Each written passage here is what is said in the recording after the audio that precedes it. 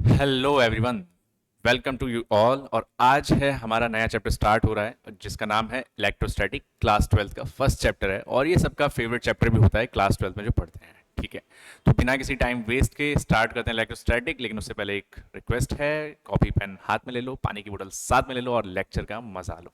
So let's start. Electrostatic कि भैया electrostatic का नाम तो अपन ने पढ़ा ही है, पहले भी बचपन में पढ़ा था। होता क्या इलेक्ट्रोस्टैटिक कि सर ये फिजिक्स की वो ब्रांच है जिसमें हम स्टडी करते हैं चार्जेस के बारे में। किसके बारे में? चार्जेस के बारे में। और जब वो किस पे होती हैं? रेस्ट पे। मतलब इलेक्ट्रो का मतलब यहाँ पे क्या है? चार्ज। और स्टैटिक का मतलब क्या है यहाँ पे? रेस्ट। ठीक, ऐसे याद रखेंगे। तो जब हम चार्ज की बात करते हैं तो हम इस तरीके से बात करते हैं कि जब चार्ज रेस्ट पे होते हैं तब हम उनकी जब स्टडी करते हैं तो उसको इलेक्ट्रोस्टैटिक बोलते हैं। लेकिन सर ये जो वर्ड होता है चार्ज, हमने 10th क्लास से इसको पढ़ते हुए आ रहे हैं, हमसे देखते हुए आ रहे हैं। एक्चुअल में चार्ज होता क्या है, कहाँ से नेम आया है ये चार्ज जो है? ठीक है, किसने पहले लेना सीखा होगा इसके बारे में कि हम जब चार्ज होता है कि क्या होता है भैया, चार्ज कहाँ से आया? तो बात हो रही है कहीं ना कहीं बहुत साल पुरानी। ठीक है, बहुत ज्यादा साइंटिस्ट पैदा ही हो रहे थे, बहुत ज्यादा साइंटिस्ट, मतलब साइंस एकदम एक्सप्लोर हो रही थी पूरी दुनिया में, तब की बात हो रही थी। तो सपोज करो कि पहली बात तो सब फीलिंग दिला दूं तुम्हें कि चार्ज होता क्या है। सपोज करो कि आप गर्मियों के मौसम में घर में बैठे हो, निंजा हथौड़ी देख रहे हो और बेड पे बैठे बैठे मम्मी से मांगा एक गिलास पानी। ठीक है, मम्मी क्या करेंगी? गिलास लेके आएंगी पानी का। ठीक है, आपने एकदम मम्मी को टच किया और एकदम झटका सा लगा। एकदम क्या लगा? झटका लगा। यार ये क्या लगा एकदम करंट से, ये क्या हुआ? कहीं यही तो चार्ज नहीं है? हाँ, पहुंच तो अपन सही रहे हैं यार, इसी को चार्ज कहते हैं। लेकिन इसकी शुरुआत ये चीज तब भी हुआ करती बहुत ज्यादा पुराने समय में। ठीक है, मैं तो बात कर रहा हूँ 1600 1500 के टाइम की बात कर रहा हूँ मैं। ठीक है, तो ये जो चीज हो रही थी वो लोग भी ऐसे नोटिस करते, तो लोग क्या सोचते, ये किसी टाइप का क्या है? फ्लूइड है। ये किसी टाइप का क्या है? फ्लूइड है भैया, मतलब बहने वाली चीज है, फ्लूइड है। ठीक है, तो लोग इसको अलग अलग नाम देने लगे, ये किसी टाइप का फोर्स है। उस टाइम फोर्स की आ चुकी थी, फोर्स की खोज उस टाइम पे फोर्स के बारे में बात लोग करने लगे थे, इसलिए मैंने यहाँ फोर्स बोला। फोर्स है, क्या है? ठीक है, तो किसी को कुछ पता ही नहीं चल रहा था। तो कोई कोई अपने दिमाग में ऐसे ही लगा रहा था अब अलग अलग जुगाड़, जैसे कि अपन वो फेमस एग्जाम्पल नहीं लेते, कौन सा? कि सर ये मेरी कांच की रॉड ले ली, ग्लास रॉड ले ली और मैंने सिल्क का क्लोथ ले लिया। ठीक है, अब इसमें मैंने भैया इसको इससे रब किया। ठीक है, तो मुझे तो ये भी नहीं पता था क्या पॉजिटिव क्या नेगेटिव, हमें कुछ पता ही नहीं था। तो ये फिर जैसे अगर मैं छुड़ाऊंगा तो इसको अट्रैक्ट करेगा। तो लोग क्या सोचते थे, इसके अंदर से इसके अंदर कुछ चला गया है जो ये वापस मांग रहा है। ठीक है, तो मैंने क्या करा, एक और ग्लास की रॉड ले ली, एक और सिल्क क्लोथ के साथ। ठीक, और जैसे ही इसको भी इससे रब किया तो पता चला कि सर ये भी इसको खींच रहा है। तो लोगों ने फिर से क्या अंदाजा, इसके अंदर से भी इसके अंदर कुछ चला गया जो वापस मांग रहा है। ठीक है, अच्छा इन दोनों को आसपास रखने पे क्या हो रहा था, ये दोनों एक दूसरे को रिपेल कर रहे थे। तो लोगों ने अंदाजा लगा लिया कि नहीं यार, जो इसके पास है वो इसके पास ऑलरेडी है, वो इनको नहीं चाहिए, इनको वही चाहिए जो इनमें से गायब हुआ है। जो इनमें से क्या हुआ है? गायब हुआ है। ठीक है, जब ये चीज आगे बढ़ती गई लोगों के पास अलग अलग जवाब आते चले गए। ठीक है, अब इसके टाइम पे एक साइंटिस्ट आए बहुत फेमस, जिनका नाम था बेंजामिन फ्रैंकलिन। ये महाराज आए। अब इन्होंने क्या करा, इन्होंने कहा मैं बताऊंगा ये क्या होता है, तुम लोग तो सब शांत हो जाओ, तुम्हें किसी को कुछ पता नहीं चल रहा है, लेकिन मैं बताऊंगा क्या होता है बेंजामिन फ्रैंकलिन। ठीक है भैया, सबने बोला तुम ही खोज कर दो भाई फिर तो इन्होंने बोला चलो ठीक है। अब ये सोचने लगे क्या बताऊंगा लोगों को, टाइम तो बहुत कम दिया है मैंने। ठीक है, अब वही रात को अपनी चद्दर ओढ़ के सो गए, कंबल, विदेशों में तो ठंड होती थी, तो वही जब कंबल को ऐसे ऐसे कर रहे हैं, अंदर भी यार ऐसे चटर पटर सी हो रही है, देखने वो लाइट जलती है, अपन कंबल ओढ़ के सो जाते हैं। ठीक है, बाहर घूमते घूमते कॉफी पीते पीते छत पे घूम रहे थे, यार क्या है ये चीज समझ ही नहीं आ रही। तो इन्होंने बादलों में देखा बिजली कड़क रही है। यार यार ये सेम बिजली रात को मेरे कंबल में भी थी क्या? छोटे अमाउंट में, लेकिन थी तो सही ना। तो वही वाली बात कि थी, चलो ठीक है। क्या मन में आई पता नहीं, भाई के पतंग उड़ा डाली, गुजरात का मांझा लिया, फेमस है ना, गुजरात का मांझा लिया, पतंग में बांधा, उड़ाना शुरू। भाई बंदे ने पतंग उड़ाई उड़ाई उड़ाई उड़ाई, बादलों से ऊपर लेके जा रहा है, चाबी भी बांधी थी उसमें बकायदा लोहे की। अब जो ऊपर जो चमक रही थी बादलों में कड़कती हुई, उसने सोचा ये बहुत दिनों से मेरी ही रिसर्च कर रहा है, क्यों ना धागे के जरिए जाऊं, क्योंकि अब बारिश पड़ चुकी है, धागा भी गीला हो चुका है। तो बारिश के जरिए जाऊं, धागे के जरिए जाऊं और इससे एक बार हैंडशेक करके ही आ जाती हूँ। ठीक है, तो जो ऊपर तड़कती फड़कती बिजली थी वो धागे के जरिए आई और मस्त बेंजामिन फ्रैंकलिन से हैंडशेक करके गई। मजेदार, बेंजामिन फ्रैंकलिन 3 दिन बाद उठे, उसके बाद हालत ही नहीं थी। उसने कहा कि कुछ नहीं होता, ये चार्ज होता है।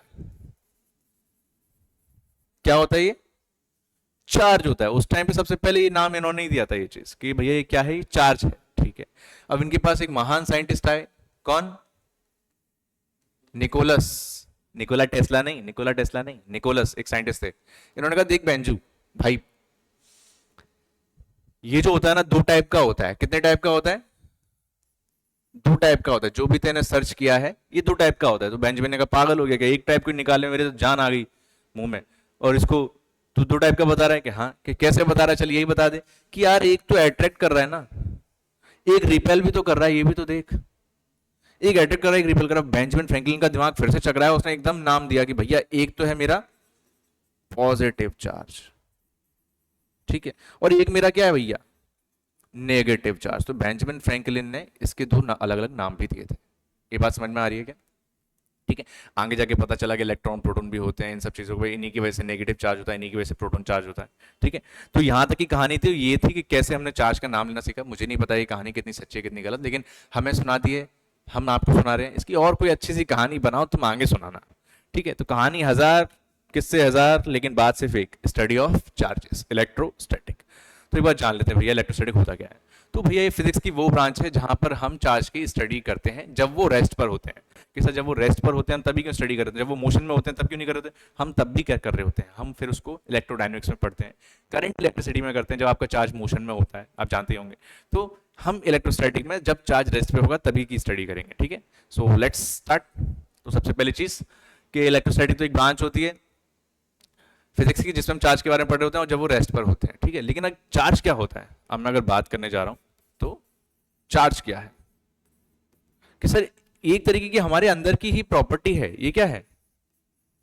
हमारी या किसी मैटर की इंट्रिंसिक प्रॉपर्टी है। कैसी प्रॉपर्टी है ये? इंट्रिंसिक मतलब हमारे अंदर की प्रॉपर्टी यार, इंट्रिंसिक प्रॉपर्टी ऑफ मैटर, जो किसके लिए रिस्पॉन्सिबल है, which is responsible for her electric और मैग्नेटिक इफेक्ट के लिए, for all electric and magnetic effect, electric and magnetic effect. ठीक है, उसके लिए रिस्पॉन्सिबल है। हम इसी को क्या कहते हैं? चार्ज कहते हैं। हम इसे रिप्रेजेंट किससे करते हैं? क्यू से करते हैं या फिर क्यू से करते हैं। ठीक है, अब जो चार्ज होता है इसके बारे में और थोड़ी और जानकारी, कि सर ये जो चार्ज होता है हमारे पास, हम इसी की बात करेंगे। तो जो मेरे पास चार्ज है इसकी एसआई यूनिट क्या होती है, हम दोनों लेके चलते हैं। Sir SI unit of charge, SI unit of charge, SI unit of charge क्या होती है? किसको याद है? हनुमंत याद है क्या? Coulomb, COULOMB। अरे सी से भी दिखाते हैं क्या ऐसा यूनिट को? कूलम होता है। ठीक है, अच्छा कूलम होता है वैसे, लेकिन इसकी एक और यूनिट होगी। सर सीजीएस यूनिट कोई बता सकता है क्या? सीजीएस यूनिट क्या होगी इसकी? तो वो होती है बच्चा ESU, यानी कि इलेक्ट्रोस्टैटिक यूनिट। अरे समझ में आ रही है क्या?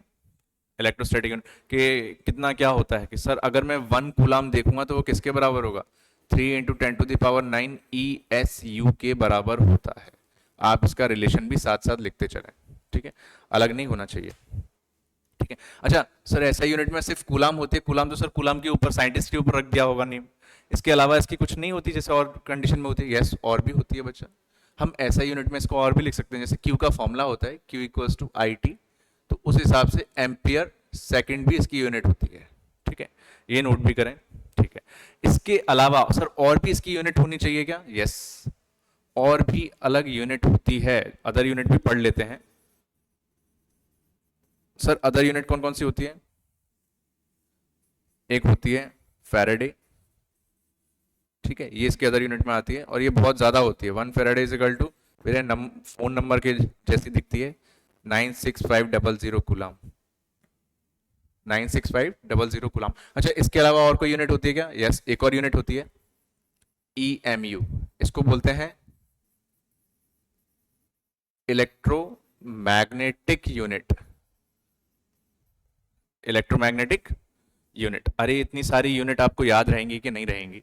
ठीक है, वैसे सिर्फ मेरे काम की तो यहाँ पे कूलाम है कि ईएसयू है, ईएसयू भी बहुत कम, मैं कूलाम को ही ज़्यादा यहाँ पे लूँगा। ठीक है, तो यहाँ तक अगर आपका नोट हो गया हो तो आगे बढ़ें। अच्छा, ये तो सर हमारे पास यूनिट की बात आ गई, लेकिन अगर हम डायमेंशन की बात करें तो बचाओ, डायमेंशन क्या होगा इसका, कोई बता सकता है क्या?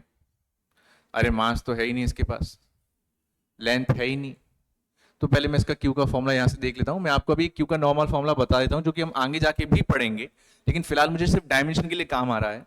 तो क्यू का फॉर्मूला आपने अगर 10वीं में भी पढ़ा हो तो Q is equal to I T होता है, तो मैं इसी के बेसिस पर निकाल रहा हूँ। तो M1 L0, ठीक है, और यहाँ मैंने ले लिया A1 एम्पियर है और T1, करेक्ट। तो ये इसका डायमेंशन फॉर्मूला हो जाएगा क्या? ठीक है, हम एक्चुअल में पूरी बात ही इसमें चार्जेस की कर रहे हैं। मतलब सपोज करो यहाँ पे मेरे पास कोई बॉडी है, यहाँ पे मेरे पास क्या है, बॉडी है। अरे बॉडी किससे मिलकर बनी होती है? सब बहुत सारे कंपाउंड से, मॉलिक्यूल से, मॉलिक्यूल ले लेते हैं। ठीक है, मॉलिक्यूल किससे बन के बने होते हैं भैया? एटम से। और एटम में कौन होता है सर? इलेक्ट्रॉन होता है सर, प्रोटॉन होता है सर, न्यूट्रॉन भी होता है।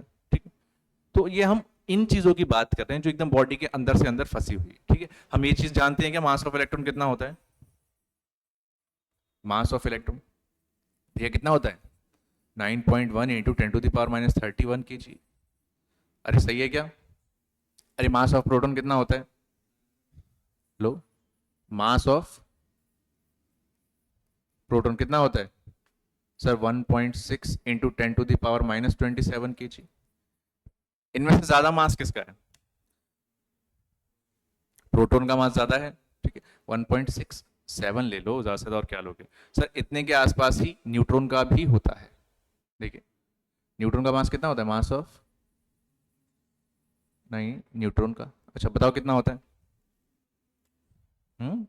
1.675 इंटू 10⁻⁻27 kg। ठीक है, और ज्यादा एक्यूरेट मतलब कि सर बराबर, लगभग लगभग बराबर ही है कहीं ना कहीं, क्योंकि हम सबके बारे में जब भी स्टडी करते हैं तो हम हमेशा क्या करते हैं कि मास ऑफ न्यूट्रॉन हो गया, मास ऑफ इलेक्ट्रॉन हो गया, प्रोटॉन हो गया, तो हमें इन सब की मासेस की जरूरत पड़ती है।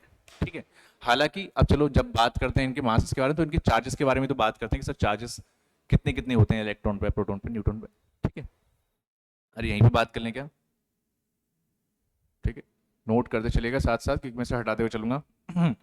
तो जो चार्ज, अच्छा चार्ज किसने नाम दिया था इसको भैया? चार्ज ने नाम दिया था फ्रैंकलिन ने सबसे पहले। ठीक है, अब चार्ज की बात करी जाए,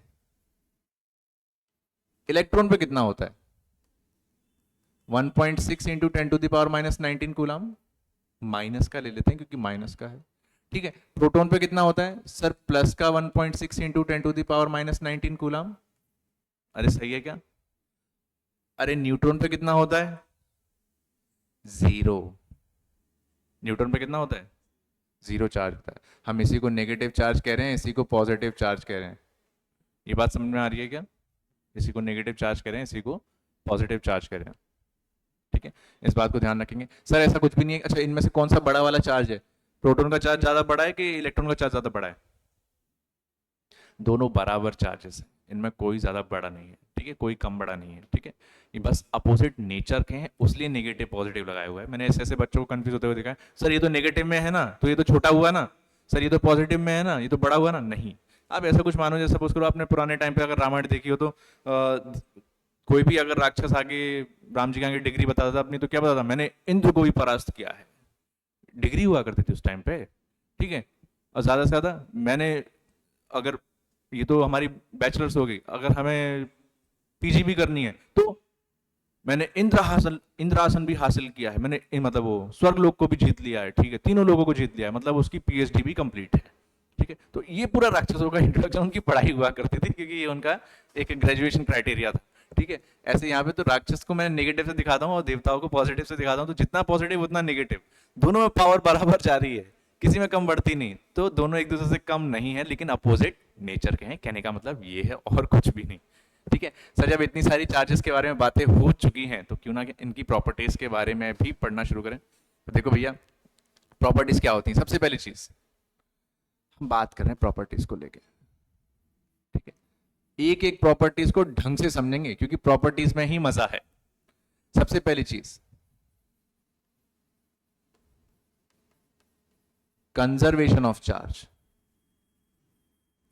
कंजर्वेशन ऑफ चार्ज। अभी कंजर्वेशन ऑफ चार्ज क्या होता है, जिसमें हम पढ़ते हैं क्या कि भैया charge can neither be created, charge can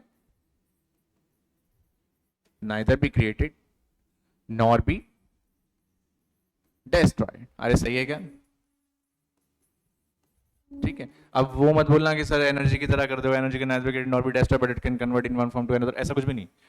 the total charge of a body is conserve, मतलब टोटल चार्ज जो है बॉडी का वो क्या है, of body is conserved. Total charge body का कंजर्व्ड, ये बात समझ में आ रही है क्या? अब टोटल चार्ज बॉडी का कंजर्व्ड मतलब कि सर सपोज करो मेरे पास एक बॉडी देती रखी है, इसमें क्या है माइनस का 1Q, अरे प्लस का 2Q, माइनस का 3Q, ठीक है, और कितना हो गया प्लस का 2Q। अच्छा टोटल चार्ज कितना है इस बॉडी पे, तो Q नेट कितना आ जाएगा, इन सबको आप प्लस कर लो, माइनस का 1 माइनस का 3 हो गया माइनस का 4, प्लस का 2 कितना हो गया प्लस का 4, मतलब नेट चार्ज कितना हो गया 0। ये मैंने Q नेट बोला है, मैंने चार्ज 0 नहीं बोला है कि बॉडी के अंदर चार्ज नहीं है जितना पॉजिटिव है उतना ही नेगेटिव है, टोटल चार्ज कंजर्व है, Q नेट 0 है, इसका मतलब ये नहीं बॉडी में चार्ज नहीं है मतलब जितना पॉजिटिव है उतना नेगेटिव है, इसको मैंने यहाँ पे Q नेट बोला। ये चीज समझ में आई है क्या? पक्का? तो इसको ऐसे याद रखेंगे, इसको बोलते हैं कंजर्वेशन ऑफ चार्ज। एक एक प्रॉपर्टी को ढंग से एक एक चीज संभल के, ठीक है। नेक्स्ट देखो एक और कि भैया प्रॉपर्टी ऑफ चार्ज के अलावा और क्या होता है, एडिटिविटी ऑफ चार्ज। ये जो भी मैंने खेल करा ना इसको एडिटिविटी ऑफ चार्ज भी कहते हैं। ये तो मैं आपको कंजर्वेशन समझा रहा था हालांकि, लेकिन अब जैसे एडिटिविटी की मैं बात करूं, एडिटिविटी ऑफ चार्ज, अब जब एडिटिविटी की जब हम बात करेंगे चार्जेस के मामले, तो एडिटिविटी क्या थी, ये जो अभी मैंने करा था ना, ये सर माइनस का Q प्लस का 3Q माइनस का 4Q, ठीक है, और ये प्लस का मैंने ले लिया कुछ 8Q, जितना भी मैं कर रहा था, तो मैं इन सबको क्या कर सकता हूँ, चार्ज को कैलकुलेट करना तो इन सबको मैं ऐड कर सकता हूँ, मतलब माइनस का Q प्लस 8Q माइनस का 4Q माइनस का 3Q, और जो भी आया आंसर वो आपका चार्ज। तो मतलब ये एडिटिविटी ऑफ चार्ज भी फॉलो करता है, ठीक है। इसके अलावा एक और प्रॉपर्टी क्या, quantization of charge, quantization of charge. अभी क्वांटाइजेशन ऑफ चार्ज क्या होता है भैया, देखो अगर तुम 12th में हो, मतलब 11वीं में, ऐसी केमिस्ट्री में बहुत सारे टॉपिक आप पढ़ के आए होगे जहां पे एनर्जी को पैकेट्स के फॉर्म में पढ़ा रहे थे, याद है? उस पैकेट को क्वांटा बोल रहे थे कि एनर्जी का कुछ पैकेट आता है उसको क्वांटा बोलते हैं, ठीक है। जैसे मेरे एक सर थे, तो उनकी एक बहुत अच्छी, उन्होंने एक नेम ले रखा है एज उनके इंस्टीट्यूट के लिए, क्वांटम। तो मैंने एक दिन उनसे पूछा कि था कि आपने क्वांटम ही क्यों लिया, तो उन्होंने मुझे ये चीज़ बड़े प्यार से एक्सप्लेन करी थी, क्या कि मैंने क्वांटम इसलिए लिया क्योंकि क्वांटम वर्ड उठाया गया है क्वांटा से। क्वांटा जो वर्ड लिया जाता है मतलब वेरी स्मॉलेस्ट यूनिट की बात करी जा रही है यहाँ पे, क्वांटा वर्ड ही हम वहां से उठाते हैं। एनर्जी का पैकेट वैकेट आपने भला पढ़ रखा होगा, लेकिन जब हम क्वांटम फिजिक्स की, क्वांटम मैकेनिक्स की बात करते हैं, क्वांटम साइंस जितनी भी होती है वो, उसके बारे में बात करते हैं, तो क्वांटम का वर्ड होता है कि छोटी से छोटी चीज के बारे में बात करना। इस बेसिस पे उन्होंने वहां पे उस अपने इंस्टीट्यूट का नाम क्वांटम रखा था, तो ये चीज़ मुझे बड़ी अच्छी लगी थी। तो मैं वहां पे वही चीज़ दिखा रहा हूँ कि यहाँ पे क्वांटाइजेशन का वर्ड जो है, ये जो क्वांटाइजेशन ऑफ चार्ज है ये वहीं से उठाया जा रहा है कि क्वांटाइजेशन मतलब क्वांटा, क्वांटा मतलब एंड पैकेट्स ऑफ एनर्जी। अब यहाँ पे पैकेट्स ऑफ एनर्जी ना होकर पैकेट ऑफ चार्ज हो जाएगा। अब सपोज कीजिए आप एक क्वांटा पैकेट खरीद के लेके आते हैं, उस क्वांटा पैकेट का नाम है लेस, लेस के चिप्स लेके आ रहे हैं आप, तो मैंने आप उस लेस के चिप्स को फिलहाल के लिए क्वांटा मानिए, और आपको पता है कि पैकेट है जिसके अंदर कुछ तो है, सर चिप्स को मान लीजिए चार्ज है। अब आप कैलकुलेट करोगे कि इस क्वांटा की, इस पैकेट की कितनी वो है, कितना चार्ज है, तो आप उसकी अंदर बैठे हुए कितने चिप्स काउंट करोगे, तो 1 चिप्स 2 चिप्स 3 चिप्स लेस के हैं, हवा निकाल के जितनी भी चिप्स बची वो आपका टोटल नंबर ऑफ इलेक्ट्रॉन जो है वही आपका चार्ज बन जाता है। मतलब एक पैकेट कहीं ना कहीं कितने चिप्स हुए, कितने इलेक्ट्रॉन हुए, तो n नंबर ऑफ इलेक्ट्रॉन या n number of proton plus minus दोनों लेके चलते हैं, उसी को बोलते हैं क्वांटाइजेशन ऑफ चार्ज। अरे बात समझ में आई क्या? तो इसी को क्या बोल देते हैं, charge exist in discrete packet, discrete packets, that's called. तो जो क्वांटिटी होगी तो हम उसको क्या बोलेंगे फिर, कि वो पैकेट्स की फॉर्म में रहते हैं, तो हम उसी को क्या बोलते हैं, क्वांटिटी को। कि सर बहुत लोग इसको क्वांटिटी समझ बैठते हैं कि कितनी क्वांटिटी है चार्ज की, उसको क्यों बोला, नहीं दैट्स अ क्वांटा, कि क्वांटा से उठाया गया है क्वांटाइजेशन ऑफ चार्ज, इसलिए हमने उसको चार्ज भी क्यू से ही डिनोट करवाया, Q is equal to n e. Plus minus इसलिए लगाया क्योंकि इलेक्ट्रॉन भी हो सकते हैं, प्रोटॉन भी हो सकता है। अरे ये चीज समझ में आई क्या? तो that's the quantization of charge. अब आप किसी को भी इजीली समझा सकते हो कि क्वांटाइजेशन ऑफ चार्ज क्या होता है, क्योंकि क्वांटा वर्ड से उठाएंगे, क्वांटा मतलब वही पैकेट ऑफ एनर्जी वाला थ्योरम लगाना है, यहाँ पे वापस से वही डिराइव कर देना है, ठीक है। अब थोड़ी सी और बात करी जाए यार इसको लेके, जैसे कि सर हम जब चार्ज की स्टडी आप उस पर करा रहे हो रेस्ट पे, तो एक एक करके ले भी लेते हैं। सपोज करो ये मेरे पास चार्ज है लेकिन ये मेरे पास रेस्ट पे है। अगर ये रेस्ट पर है ना तो ये सिर्फ इलेक्ट्रिक फील्ड छोड़ने वाला है। क्या छोड़ने वाला है? और अगर यही चार्ज मेरा मोशन में है, मोशन में कहने का मतलब है इसकी वेलोसिटी है, मैं कह रहा हूं कुछ कांस्टेंट वेलोसिटी है। क्या है? वेलोसिटी कांस्टेंट है, तो अब ये इलेक्ट्रिक फील्ड भी छोड़ेगा, अब ये मैग्नेटिक फील्ड भी छोड़ेगा, ठीक है। अच्छा एक और बात कि सर ये जो मेरा चार्ज है ना अभी भी मोशन में है, लेकिन इसकी वेलोसिटी है ना वो कांस्टेंट नहीं है। अब क्या है? एक्सेलरेट कर रहा है चार्ज। जब वेलोसिटी कांस्टेंट नहीं होती तो मेरे पास क्या आ जाती है? एक्सेलरेशन। तो इस केस में ये इलेक्ट्रिक फील्ड भी छोड़ रहा है, ये मैग्नेटिक फील्ड भी छोड़ रहा है, और ये EM यानी कि इलेक्ट्रोमैग्नेटिक वेव भी छोड़ रहा है, या फिर रेडिएशन भी छोड़ रहा है। ये बात समझ में आ रही है क्या आपको? तो इस तरीके से होता है, हम इसको क्या बोलते हैं? Accelerated charge. कैसा चार्ज? Accelerated charge. अरे ये चीज आपको समझ में आ रही है कि नहीं? इजी है। तो हम और भी इसकी कुछ प्रॉपर्टीज होती हैं, जैसे कि हम और ज्यादा बात करें तो चार्ज इज ट्रांसफरेबल, ठीक है। Charge is transferable. अरे यार चार्ज को इजीली हम ट्रांसफर कर सकते हैं, आगे जाके हम पढ़ेंगे, by friction, bye conduction, by induction. Induction से चार्ज ट्रांसफर नहीं होता, चार्ज आप क्रिएट कर सकते हैं, ठीक है। लेकिन फ्रिक्शन से, कंडक्शन से, बहुत तरीकों से। हम बचपन में नहीं करा करते थे यार स्कूलों में, पेन घिस लिया करते थे, ठीक है। चार्ज इसमें कहीं ना इसमें से इसमें ट्रांसफर कहीं ना कहीं हो रहा है, तो उसको हम फिर पेजेस से यूं ऐसे अटैच करा करते थे, पेज चिपक जाया करते थे। इससे भी खतरनाक वाला, हम सर्दी में ना टोपा पहन के जाते थे स्कूल में, टोपा पहन के जाते थे। तो मैंने क्या करे थे, एक दिन छोटे छोटे छोटे छोटे पीसेस करे, बच्चों को मैजिक दिखाने के चक्कर में टोपा उतारा, उन पीसेस के ऊपर रखा, यूं दिखाया, सारे पीसेस गायब। क्योंकि चार्ज इतना हमारे बालों पे से इतना इतना टोपे में आ जाता है कि भैया वो क्या हो जाता है, फटाफट से सारे मतलब वो जो पेजेस होते हैं वो चिपक जाते हैं। ये चीज आपने करके तो देखी होगी, बहुत ईजी है, ठीक है। हाँ एक और चीज कि जो चार्ज है ट्रांसफरेबल है, नो डाउट, ठीक है। चार्ज बिना मास के एग्जिस्ट नहीं करता, ठीक है। Charge can not exist without mass. हालांकि मास कर जाता है, mass can exist without charge, mass can exist without charge, कि चार्ज के बिना ये एग्जिस्ट तो कर जाता है, ठीक है। अरे तेरे की मास की जगह आस लिख गया मेरा, देख रहे हो? तो मास तो एग्जिस्ट कर ही जाता है, तो ये इजी है। हालांकि चार्ज एक इनवेरिएंट प्रॉपर्टी भी है, ठीक है। चार्ज क्या है? इनवेरिएंट। सर चार्ज इनवेरिएंट से कहने का क्या मतलब है? चार्ज इज इनवेरिएंट, ठीक है। अब चार्ज भी इनवेरिएंट है, यहाँ पे हमें एक चीज और पता चल जाती है कि चार्ज इनवेरिएंट है। अच्छा एक चीज है कि चार्ज इनवेरिएंट है मतलब कि सर चार्ज कभी भी बॉडी की स्पीड पर डिपेंड ही नहीं करता, मतलब it does not depend on speed of body, on speed of body. अरे ठीक है क्या?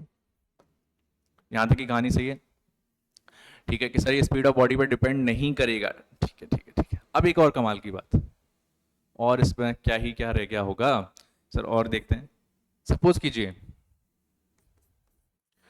पॉजिटिव चार्ज का बढ़ना, पॉजिटिव चार्ज का बढ़ना सर मास का कम होना होता है। यहीं पे अगर नेगेटिव चार्ज का बढ़ना मास का बढ़ना होता है। अरे ये बात सही है क्या? सपोज कीजिए मुझे किसी बॉडी को चार्ज करना है, ठीक है, अगर उस पर पॉजिटिव चार्ज करना है तो बॉडी न्यूट्रल है, तो मैं क्या करूंगा सर, उसके अंदर से इलेक्ट्रॉन्स खींच लूंगा। इलेक्ट्रॉन खींचना मतलब चार्ज खींच लूंगा। अब उसके कंपैरिजन में पुराने वाले कंपेरिजन में अब पॉजिटिव चार्ज मतलब बढ़ गए। सपोज करो किसी बॉडी में, मैंने ऐसे ले लिए, सपोज करो मैंने एक बॉडी है, उसमें equal number of positive positive positive charge positive थे, 4 नेगेटिव थे। अब ये बॉडी टोटली क्या है, न्यूट्रल है, क्योंकि जितना पॉजिटिव उतना नेगेटिव। मैंने इस बॉडी में से क्या करा, नेगेटिव चार्ज खींच लिए। कितने खींच लिए सर, 2 खींच लिए। कितने खींच लिए, 2 खींच लिए। तो अब इसमें नेगेटिव, अब 2 तो बाहर रह गए, अब नेगेटिव चार्ज कितना रह गया, 2। अब ज्यादा कौन है, पॉजिटिव। पॉजिटिव कितना ज्यादा है, 2 ज्यादा है, तो मतलब 2 पॉजिटिव चार्ज इस पे ज्यादा है। अरे बात समझ में आ रही है क्या, 2 पॉजिटिव चार्ज इस पे ज्यादा है। तो बहुत इजी है, मतलब आपने इलेक्ट्रॉन्स खींच के इसको पॉजिटिव बनाया, एक्चुअल में तो आपने मास खींच लिया ना। तो मास मतलब इलेक्ट्रॉन पॉजिटिव बनाने के चक्कर में आपने उस बॉडी का मास घटा दिया। और अगर यहीं पे मैं वापस से सेम केस ले रहा हूं कि अगर यही न्यूट्रल होती, आपको इसे नेगेटिव चार्ज बनाना पड़ता, तो आप इसे बाहर से इलेक्ट्रॉन देते, यानी कि 2 इलेक्ट्रॉन और बढ़ा देते। अब इस पे मास क्या हो गया, बढ़ गया। अरे ये चीज क्लियर हुई क्या, अरे इजी है, ठीक है। तो हम हमेशा इसी तरीके का ध्यान रखेंगे कि कभी भी किसी भी कंडीशन में हमें ऐसी वाली कंडीशंस रखनी है, ठीक है। इसको करते हैं यहीं पे थोड़ा सा फिनिश, और नेक्स्ट लेक्चर में हम बात करेंगे इसी के कुछ क्वेश्चंस को लेके, थोड़ा इन पे और अच्छे क्वेश्चन लेके आएंगे। इन प्रॉपर्टीज को ढंग से आप एक बार कवर कर लीजिए, क्योंकि इलेक्ट्रोस्टैटिक का नींव जो बेसिक है, जो फाउंडेशन है, वो स्ट्रांग होना चाहिए, ठीक है। मिलते हैं नेक्स्ट लेक्चर में, तब तक के लिए जुड़े रहिए हमारे साथ।